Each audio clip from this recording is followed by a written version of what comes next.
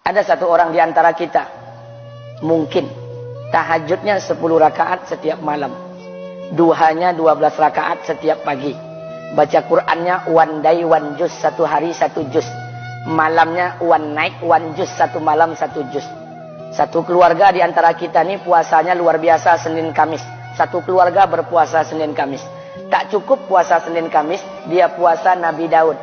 Sehari puasa, sehari tidak, sehari puasa, sehari tidak. Tak cukup dia puasa Nabi Daud, dia puasa-puasa sunnah lainnya. Istrinya nutup aurat dengan sempurna. Pakai nikob, pakai cadar, pakai purda, pakai manset, pakai kos kaki. Suaminya 5 waktu ke masjid tak tertinggal takbiratul ula. Anak-anaknya di pondok pesantren hafiz dan hafizah. Tiap pagi berinfak, tak pernah menggunjing orang. Quran terjaga, aurat terjaga, tahajud terjaga, 5 waktu terjaga, duha terjaga, Quran terjaga, puasa terjaga. Sempurna satu keluarga amalnya. Tapi sudah 8 tahun dia tak tengok ayah ibunya. Sudah bertahun-tahun dia tak nyapa kedua orang tuanya. Sudah bertahun-tahun dia tak berhubungan baik dengan ayah ibunya. Sudah berminggu-minggu dia berkelahi dengan ayah ibunya. Sudah berhari-hari dia bermusuhan dengan kedua orang tuanya. Maka anak seperti ini, seluruh amal yang mereka kerjakan tertolak di sisi Allah Subhanahu wa taala, tidak akan diterima Allah. Sebaliknya, kalau ada di antara kita hari ini yang pandai melayani ayah ibunya, tidak ada uang ayah ibu dia kasih uang, tak ada rumah ayah ibu dia buatkan rumah, sakit ayah ibu dia bawa ke rumah sakit, dirawat ayah ibunya dia jaga, kotoran ayah ibunya dia bersihkan pakai tangannya sendiri. Ada di antara kita hari ini yang membersihkan kotoran ayah ibunya lebih dia nikmati daripada makanan yang ia sukai. Begitu luar biasanya dia melayani ayah ibunya. Tapi dia tinggalkan solat, dia injak-injak perintah Allah, dia tinggalkan perintah Allah dengan mutlak. Maka kebaikan satu orang anak ini kepada ayah ibunya seluruhnya tidak diterima Allah Subhanahu wa taala. Atau jangan-jangan inilah yang menjadi penyebab amal kita tak diterima Allah. Atau jangan-jangan inilah yang menjadi penyebab amal kita tertolak di sisi Allah. Kita sholat juga, kita sujud juga, kita puasa juga, kita ngaji juga, kita dengarkan ceramah juga. Maka oleh karena itu, Pak, Bu, ayah kita tuh tinggal di kampung, ayah ibu tinggal di kampung sana. Terkadang ayah ibu kita tak sekolah, SD, SMP, SMA tak tamat. Dia sekolahkan kita SD, SMP, SMA, S1, S2, S3 dengan harapan hidup kita lebih baik daripada keadaan dia sekarang. Tapi apa yang membuat kita jarang untuk menjenguk mereka? Saya ingin sampaikan buat kita bersama. Ayah ibu kita tak tahu kita ni eselon 1, eselon 2, Pak. Ayah ibu kita tak tahu pangkat PNS kita 3A, 3B, 3C, 3D, 4A, 4B, 4C, 4D. Ayah ibu kita tak tahu kita ni public figure. Ayah ibu kita tak tahu dan tak mau tahu. Yang dia tahu kita ni anaknya. Ayah ibu kita tak tahu kita punya sawit berapa. Ayah ibu kita tak butuh mobil kita. Dia tak butuh rumah kita. Tapi yang dia butuhkan kita. Apa yang membuat kita jarang untuk menjenguk mereka? Tahun 2016 di Masjid Damai Langgeng, saya diundang ceramah di sana. Habis pulang ceramah, saya baca WA SMS. Ada seorang ustadz Pekanbaru kirimkan WA dengan saya. Saya baca 2 kali, air mata saya menetes. Kenapa? Karena WA itu berisi cerita satu orang ibu sedang menelpon anaknya. Ibunya nelpon anaknya. Assalamualaikum nak. Waalaikumsalam kata anaknya. Kata ibunya, nak, sudah 1 bulan kau tak tengok ibu. Apa yang membuat engkau berhalangan nak? Apakah kau sibuk dengan pekerjaanmu? Minggu yang kedua ibunya telpon lagi. Assalamualaikum nak, kata anaknya. Waalaikumsalam. Kata ibunya, nak, ibu dapat kabar apa engkau baru beli mobil baru. Apa betul nak? Kata anaknya, betul bu. Kata ibunya, alhamdulillah nak, ibu bangga kau pandai menyenangkan hati anak istrimu.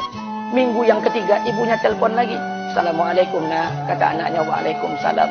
Kata ibunya, nak, ibu dapat kabar bahwa engkau baru beli rumah baru. Apa betul nak?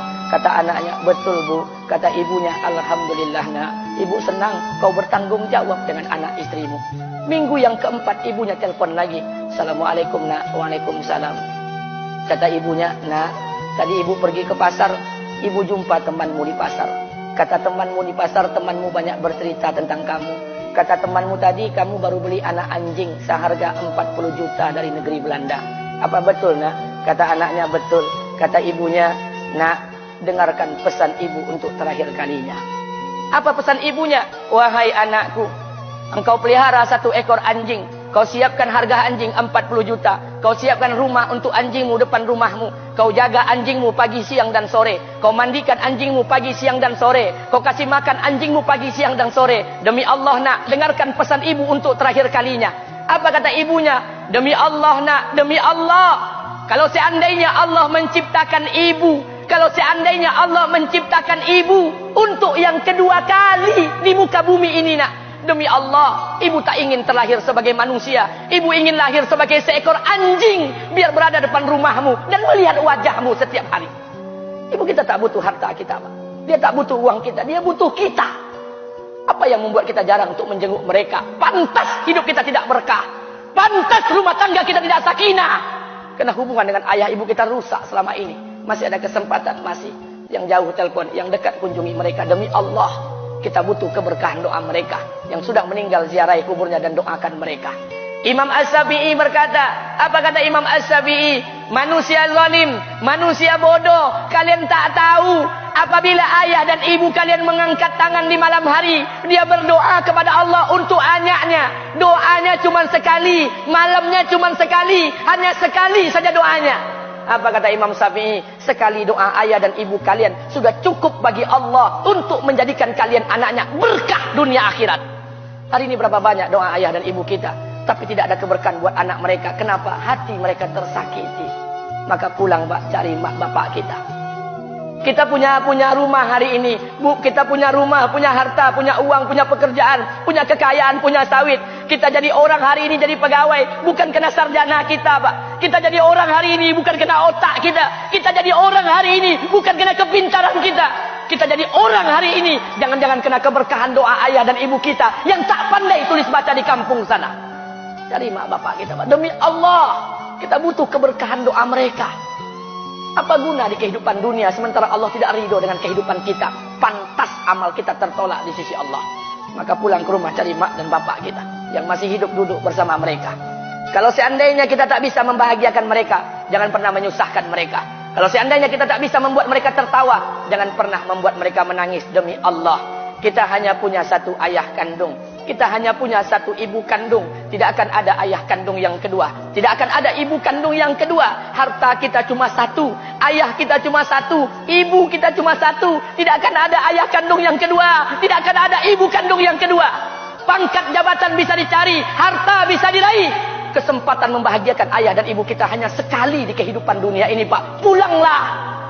Ketika mereka memanggil, tinggalkan istri, tinggalkan pekerjaan, tinggalkan semua proyek kita. Demi Allah, datangi mereka. Kata Nabi, sesaat kalian duduk bersama ayah dan ibu kalian akan mendatangkan keberkahan. Kenapa kalian tidak duduk bersama mereka? Jangan-jangan inilah yang menjadi penyebab amal-amal kita tertolak di sisi Allah.